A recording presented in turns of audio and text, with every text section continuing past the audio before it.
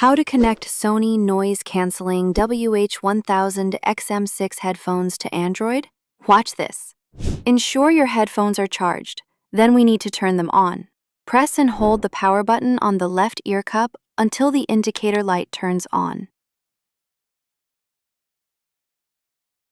After turning them on, press and hold the power button again for about 7 seconds until the indicator light starts flashing blue rapidly.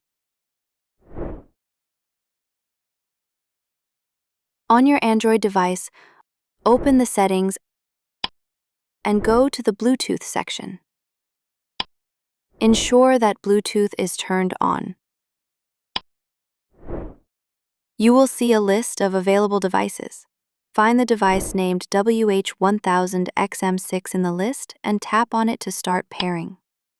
Wait a few seconds and confirm by clicking Pair button that appears in the menu. Wait a few seconds for the connection to be established. Once successfully connected, you will see the status Connected. And that's it. Subscribe for more helpful guides.